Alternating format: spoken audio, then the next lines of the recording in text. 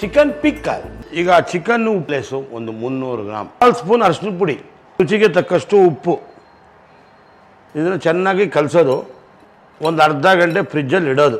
ನೋಡಿ, ಇವಾಗ 2 ಚಕ್ಕೆ, 2 ಲವಂಗ, ಸ್ವಲ್ಪ ಜೀರಿಗೆ, ಸ್ವಲ್ಪ ಮೆಂತ್ಯ, ಧನಿಯಾ,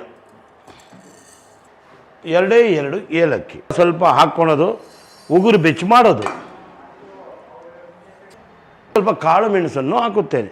ಹಾಕಿ ರಾಹುಲ ಸ್ವಲ್ಪ ಚೆನ್ನಾಗಿ ಪೌಡ್ರ್ ಮಾಡ್ಕೊಂಬಾರಪ್ಪ. ಪ್ಯೂರ್ ಸನ್ಫ್ಲವರ್ ಆಯಿಲನ್ನು ಈಗ ಹಾಕ್ತಾ ಇದ್ದೀನಿ.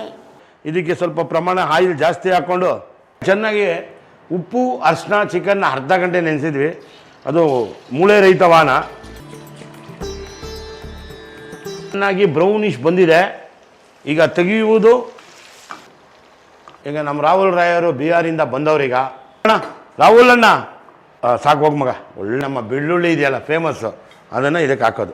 ಒಳ್ಳೆ ಶುಂಠಿ ಕುಟ್ಕೊಂಬಂದ, ಅದನ್ನು ಒಂದು ಸ್ವಲ್ಪ ಹಾಕ್ದ. ಜೀರಿಗೆ ಪುಡಿ, ಚಕ್ಕೆ, ಲವಂಗ ಎಲ್ಲ ಹಾಕಿದ್ವಲ್ಲ, ಅದನ್ನು ಇದಕ್ಕೆ ಪ್ರೋಕ್ಷಣೆ ಮಾಡ್ಕೊಳೋದು. 2 ಸ್ಪೂನ್ ಚಿಲ್ಲಿ ಪೌಡ್ರು.